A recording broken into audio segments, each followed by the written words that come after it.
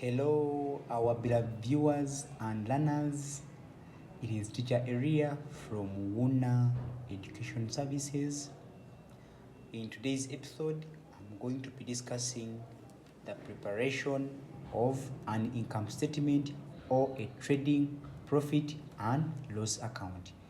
In the previous episodes, I've been discussing the preparation of a trading account, the preparation of a profit and loss account, and remember, the combination of the preparation of a trading account and a profit and loss account gives us a trading profit and loss account.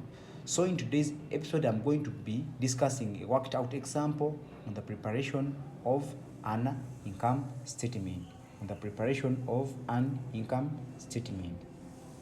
Okay, now the importance or the purpose of preparing an income statement, we have said an income statement summarizes a company's financial performance over a specified period of time. It determines the gross profit or gross loss and the net profit or net loss of the business.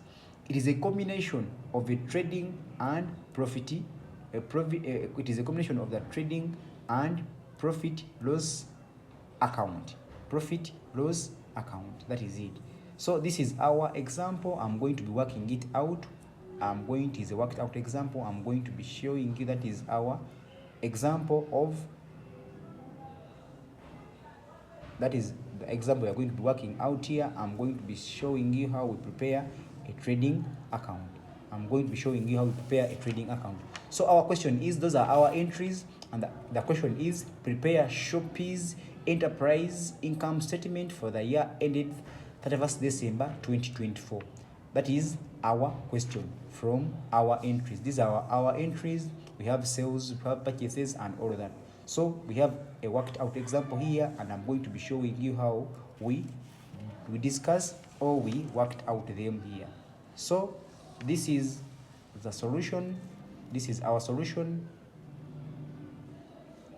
This is the solution. I said, when we are preparing any financial account, we begin by writing the business name and the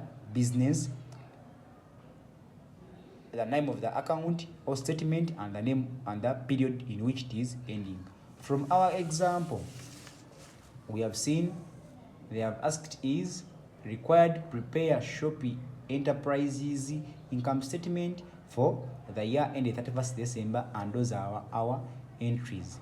Now, from the format I've discussed previously, I said the first entry we post in an income statement are the sales, and in our question here, our sales were 1 million. So you come and post that amount of money. You come and post that 1 million, and this is our format.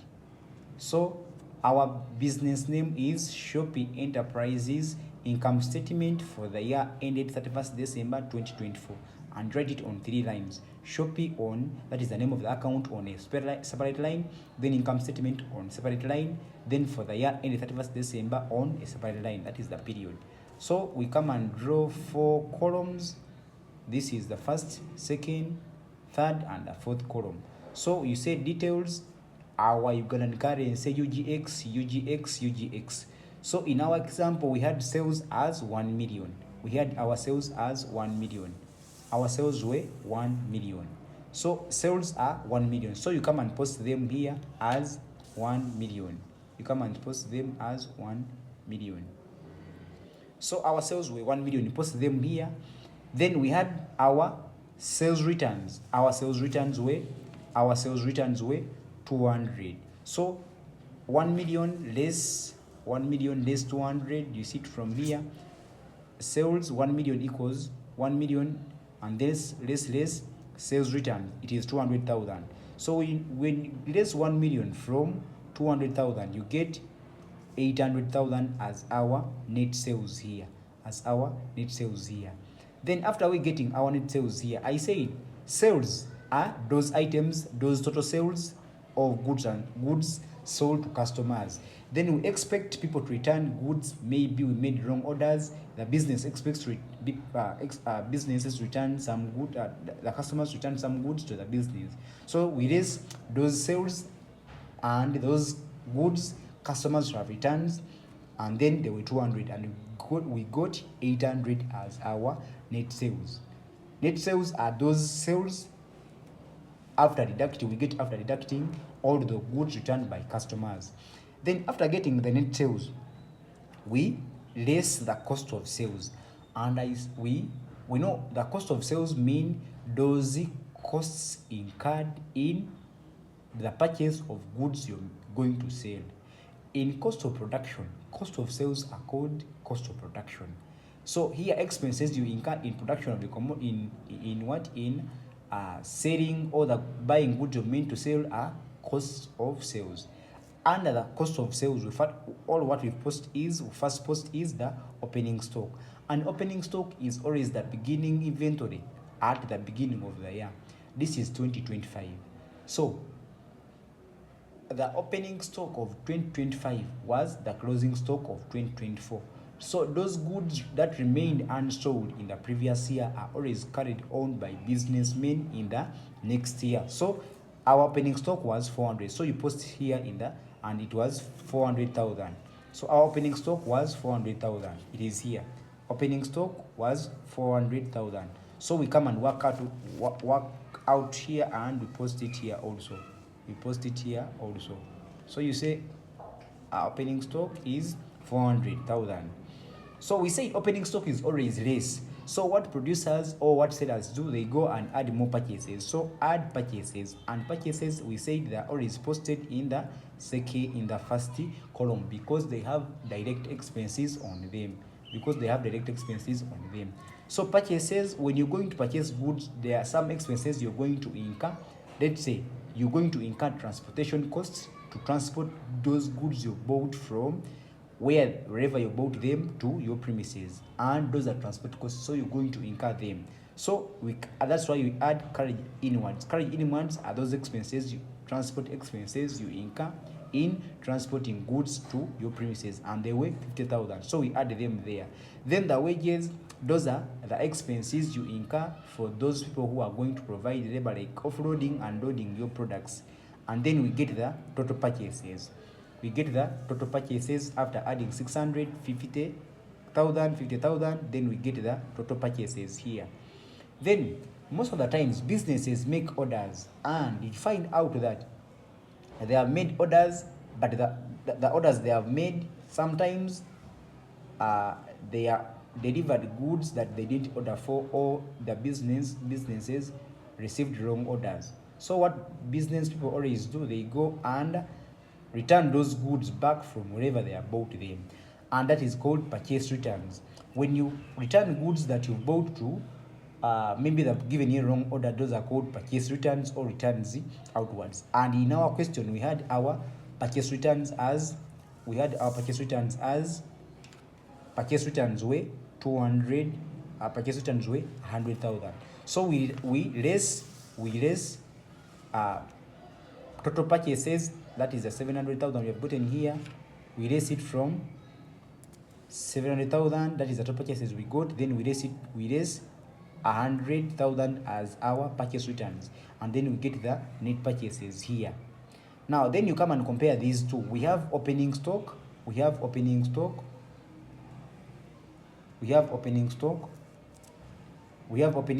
and net purchases. When you compare these two, opening stock plus net purchases gives us what we call goods available for sale.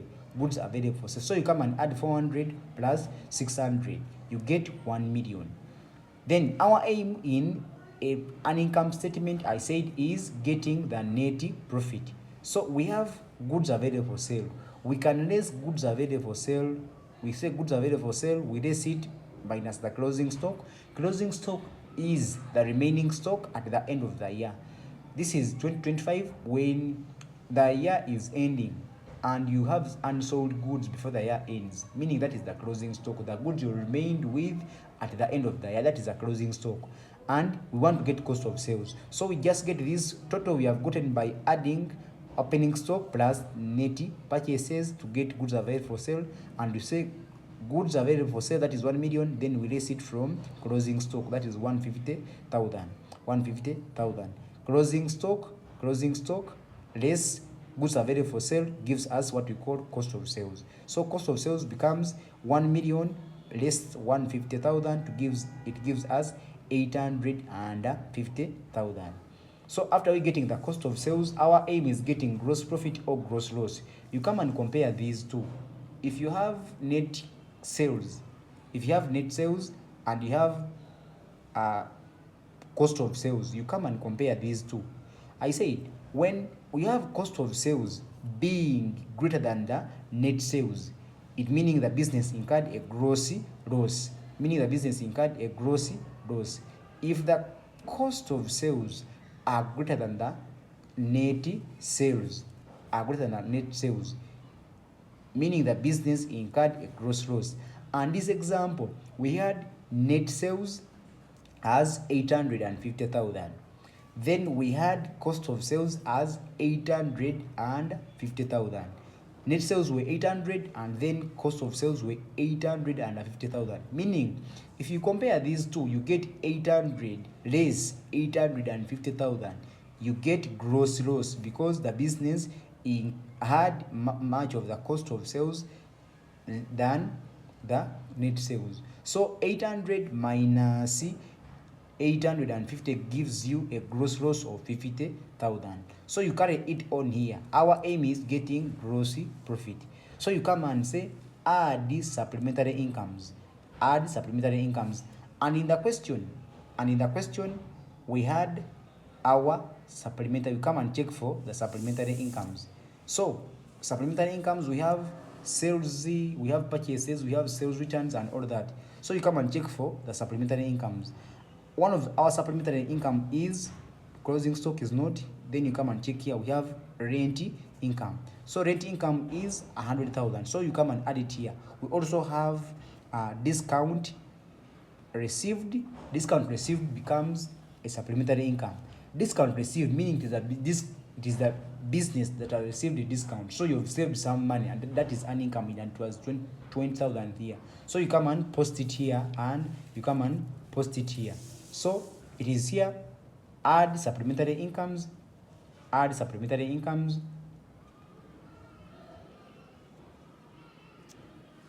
Rent income, it was 100,000, you plus discount received 20,000, and you get 120,000. So total supplementary incomes becomes 120,000. So we have gross loss of 50,000, meaning it is a loss. When you add it with supplementary income, this is a loss already. When you add 50,000 plus supplementary income, that is 120,000. It gives you a gross income of 70,000. It gives you this is, just remember, this is a loss. So you get this less than this. So it gives you a gross income of 70,000. It gives you a gross income of 70,000. After we getting the gross income, we go and look for indirect expenses, those expenses that were incurred by the business from our question. Now, some of the examples of direct expenses we have is discount allowed. Meaning discount allowed means that it is the business that allowed a discount for a customer. Meaning a customer may be wanted to buy a phone at 300,000 and the business offered him a discount of maybe 20. It is the business losing the 20k, so it becomes an expense. So we include that as that is a direct expense. Then some other expense we had is electricity bills or electricity bills payable. Okay, then we had 50,000 here. Okay, so you come and add it here also. And you come and add it here also. Electricity bills payable, they are here 50,000. So you come and add them and get 90,000. Here. Okay, so you get this 90,000 as total direct expenses after adding these indirect expenses. Then you get the net loss. You get net loss of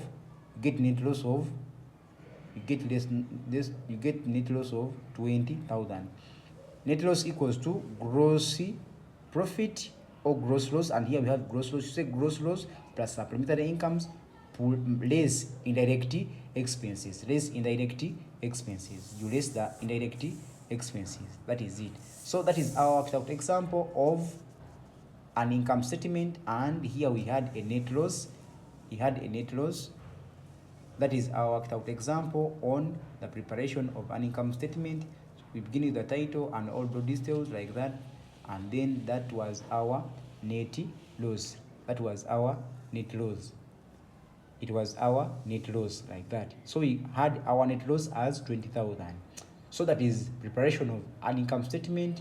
Thank you for watching and listening. It is teacher Eria Shoppi from Muna Education Services. Thank you for watching and listening. Let's meet in the next episode.